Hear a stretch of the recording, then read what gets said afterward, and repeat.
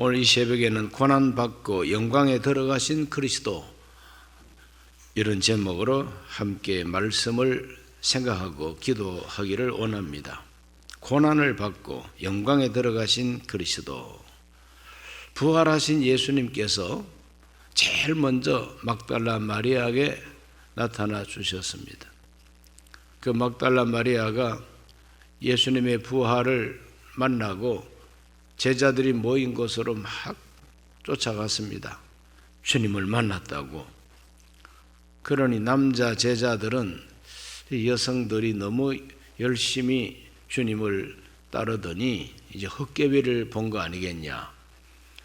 그래서 베드로와 요한이 막 달려가지고 무덤으로 달려가서 확인해 봤더니 예수님 시체가 없어졌어요. 예수님 못 만나고 돌아왔습니다. 바로 그날 그와 같은 일이 있고 난 다음에 두 제자가 엠마오로 고향으로 갑니다. 사도는 아니고 70인 제자 중에 아마 두 사람이었던가 봅니다. 그래서 여자들이 와서 그런 얘기를 했다고 하는 것, 달려가서 확인해 보았다고 하는 것까지는 알지만은 그 후로는 모르고 바로 그 당일날 고향으로 낙심해서 내려가고 있습니다. 그런데 낙심해서 고향으로 내려가는 이 두 제자를 부활한 예수님이 찾아오셨어요. 해가 서쪽으로 넘어갈 때는 눈이 부십니다. 그래서 곁에서 함께 동행하심에도 불구하고 예수님인 줄 모릅니다. 제자들이 예수님을 모릅니다. 왜 알지 못했을까? 24장 16절 말씀에 보면은 이렇게 기록되어 있어요. 그들의 눈이 가려져 그인 줄 알아보지 못하거늘. 눈이 가려졌다 그랬어요. 눈이 가려지니까 곁에서 함께 동행하셔도 예수님인 줄 알지를 못했습니다. 영적으로 눈이 가려져 있으면 분별력이 없습니다. 눈이 가려져 버린다 이 말이죠. 왜 그들 눈이 가려졌을까?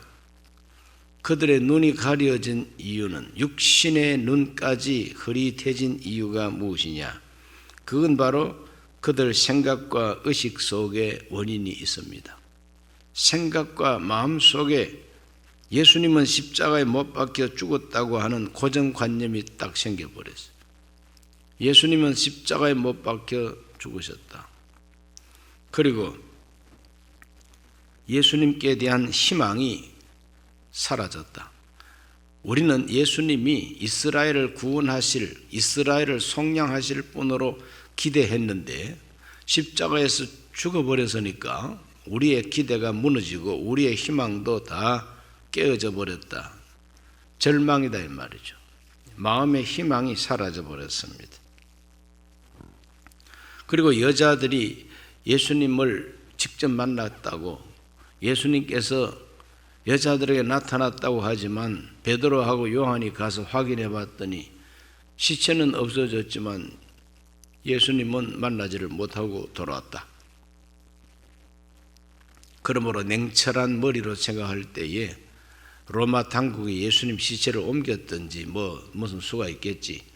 죽은 사람이 다시 살아나는 수는 없다. 이와 같은 인간적인 생각을 했기 때문에 설마 예수님이 살아서 지금 우리 곁에 오셨다는 것은 생각도 못합니다. 그런 것 때문에 눈이 가려져 버리고 말았습니다. 그럴 때 우리 예수님께서 그 두 사람을 어떻게 표현하고 평가하셨느냐? 24장 25절에 보면 이르시되 미련하고 선지자들이 말한 모든 것을 마음에 더디 믿는 자들이요 그랬어요. 마음이 미련하다는 거지. 또 하나님 말씀을 빨리 믿는 것이 아니라 늦게 더디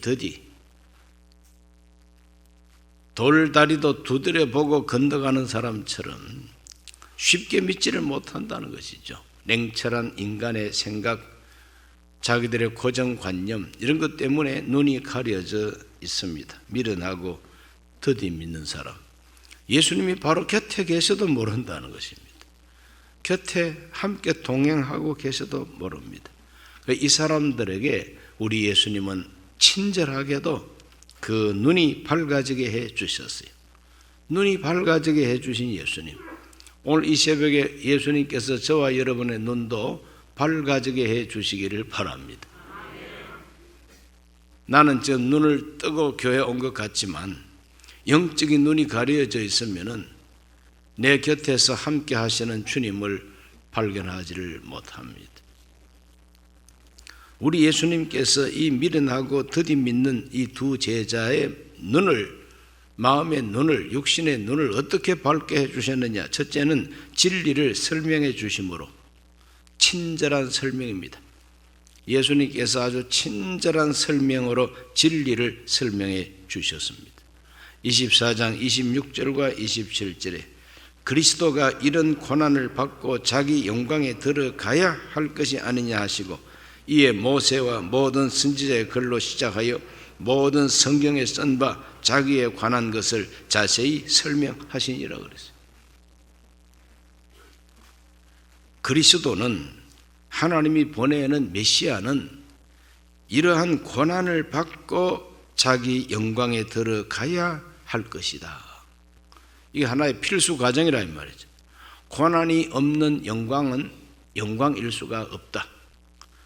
고난을 통과하지 아니한 영광이 무슨 영광이냐 이 말이죠. 쇠가 용광로를 통과해야, 쇠가 대장간의 뜨거운 그 풀무불을 통과해야 더 단단한 쇠가 되는 것처럼 고난을 통과해야 영광에 들어간다는 것이 하나님께서 정해놓으신 코스라는 겁니다. 그것을 설명을 하시는 겁니다. 친절하게 설명합니다. 그와 같은 법칙이 어디에 기록되어 있느냐?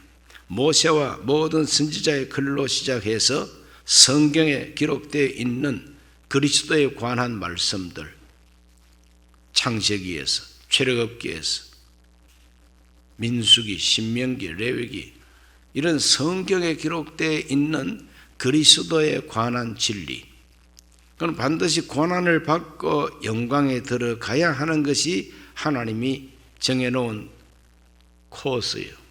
과정이라는 겁니다.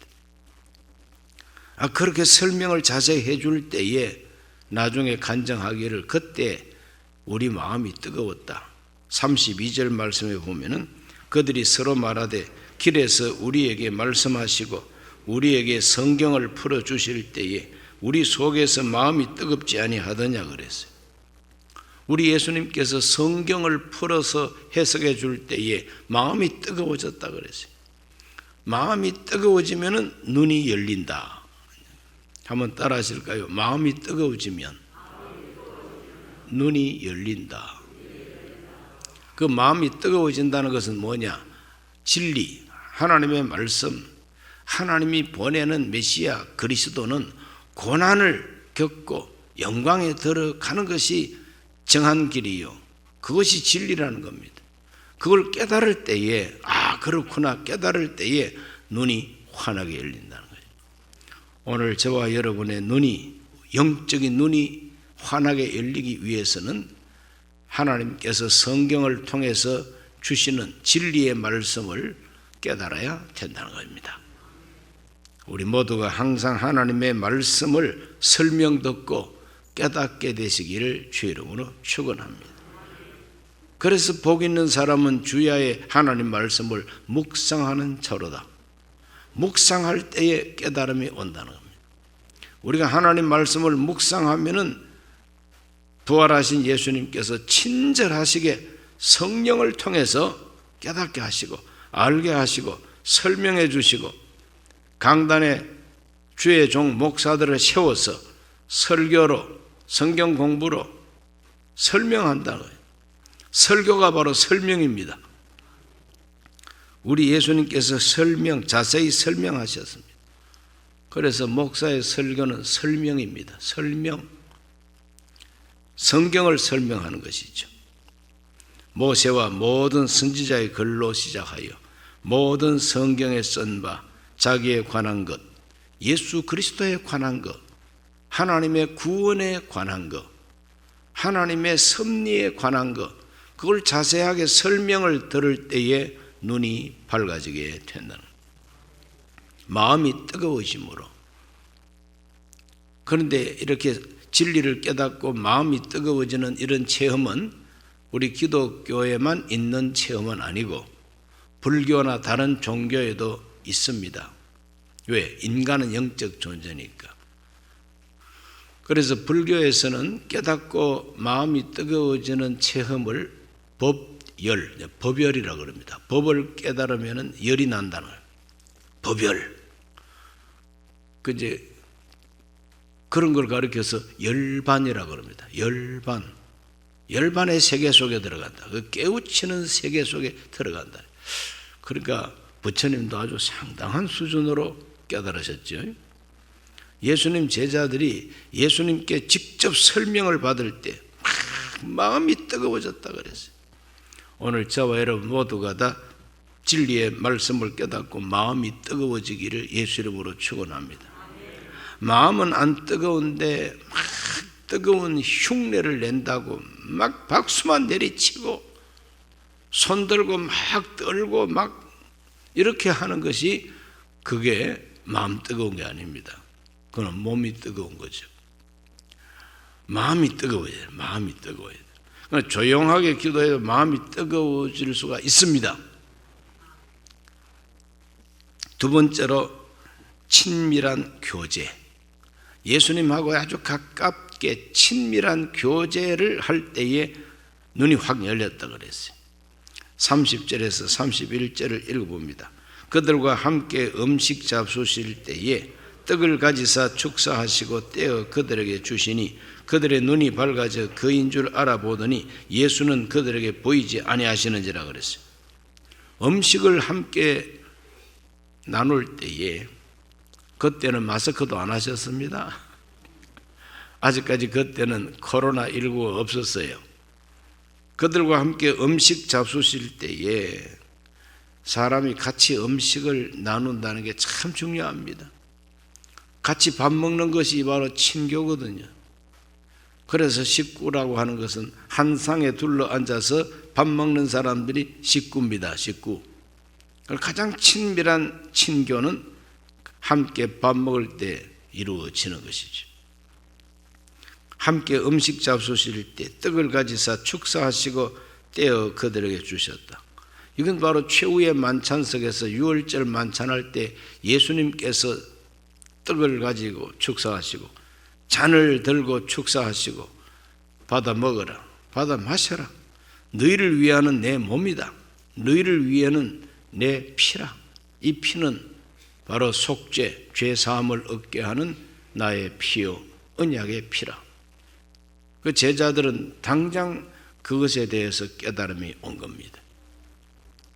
예수님과 아주 친밀한 교제를 할 때에 그들의 눈이 밝아져서 예수님인 줄 알게 됐다. 이렇게 기록하고 있습니다.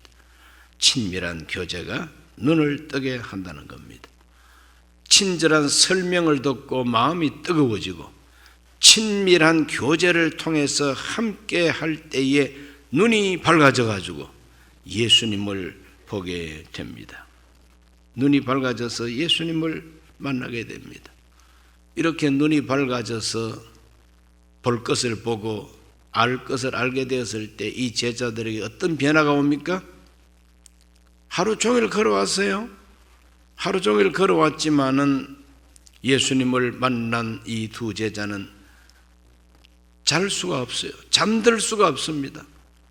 예수님께서 나타나시고 눈에 보였는데 사라져버렸어요. 연기처럼 사라져버렸어요. 예수님 어디 가셨을까 생각할 때 틀림없이 제자들 모이는 다락방으로 가셨을 것이다. 그래서 이 두 제자가 잠도 자지 않고 그냥 예루살렘으로 다시 올라갑니다. 그래 다시 올라가서 제자들을 만났습니다. 만나보니까 벌써 시몬에게도 나타나셨다 그러고 벌써 예수님의 부활을 만난 사람들이 있고 그래서 이 제자들 그룹의 이 두 제자도 함께 참여함으로 결국에는 예루살렘 마가다락방에서 성령을 받고 전도했던 120문도 속에 이 두 사람도 함께 창립 멤버가 되는 거죠. 예루살렘 교회 창립 멤버가 됩니다. 저와 여러분도 눈이 밝아져야 되겠습니다. 예수님을 볼 수 있는 눈이 우리에게 밝아져야 되겠습니다. 우리 눈이 밝아지면은 내가 가야 할 길을 보게 됩니다. 내가 마땅히 행할 길, 내가 어디로 가야 할 것인가, 내가 무엇을 선택할 것인가, 이거 알게 되는 것이죠. 그들이 눈이 밝아지고 예수님이 나타나셨구나, 부활하셨네, 잠이나 자자, 그러고 이불 덮고 푹 그냥 쿨쿨 잠잤습니까? 아닙니다. 지금 잠잘 때가 아니잖요. 빨리 올라가자. 주님께로 다시 올라가자. 부활하신 예수님 계신 곳으로 올라가자. 피곤한 줄도 모릅니다. 그냥 여러분 마음이 뜨거워지면요 피곤한 줄 몰라요. 그래서 그날 밤으로 올라가게 돼요. 그래서 예수님 제자들을 만나게 되고 놀라운 체험을 계속하게 되는 것이죠. 오늘 우리들의 눈이 밝아져야 됩니다. 고난받고 영광에 들어가신 예수님을 볼 수 있어야 됩니다. 따라합시다. 고난받고 영광에 들어가신 예수님 볼 수 있어야 한다. 예수님께서 받으신 고난은 더 이상 실패가 아니죠. 예수님 받으신 고난은 저주도 아니고 그건 불행한 것도 아니고 나를 괴롭히는 고통만은 아닙니다. 예수님 받으신 그 고난은 우리 예수님께서 축사하는 재료, 축사의 제물, 축사가 뭐냐? 최후의 만찬 때 떡을 가지고 축사하셨다는데 축사라고 하는 것은 영어로 감사합니다. 하나님께 감사, 하나님을 높여서 감사하는 것을 축사라 그럽니다. 예수님은 자기의 고난을 하나님 앞에 감사하는 제물로 여기셨다는 것입니다. 이게 놀라운 기적이죠.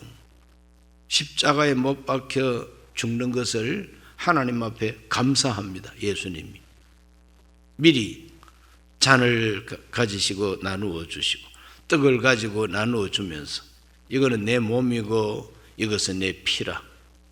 어떠한 고난 받고 어떠한 죽음으로 죽을 것을 예수님 알고 자기의 죽음을 높이 들고 하나님 죽게 해주셔서 감사합니다. 죽음 자체가 감사한 것이 아니라 내 죽음을 통해서 많은 사람의 죄가 용서되니 감사합니다. 목적이 뚜렷한 제물입니다. 죽음입니다. 그걸 감사하는 것입니다. 베드로전서 2장 21절을 다 같이 읽어봅니다.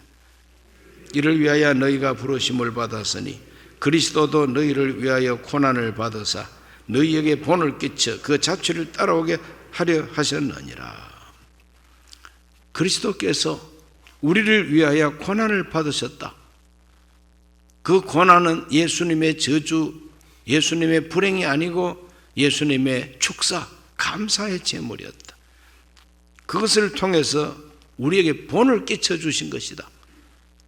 너희들도 나를 본받고 나를 따르라. 그 자체를 따라오게 하셨느니라. 그러므로 눈이 열린 사람은 주님 가신 그 길 나도 따라가겠습니다. 이렇게 되는 것이죠. 오늘 저와 여러분들은 또 한 번 맞이하는 이 고난주간 부활절에 고난받고 영광에 들어가신 예수님을 본받게 되시기를 주 이름으로 축원합니다. 주님처럼 고난을 축사의 제물로 여길 수 있어야 된다. 따라합시다. 주님처럼 고난을 축사의 제물로 여길 수 있어야 한다. 이 축사가 바로 감사라는 겁니다. 하나님을 높이는 감사가 바로 축사입니다. 우리 예수님께서 어떻게 우리를 위해서 고난 받으셨느냐?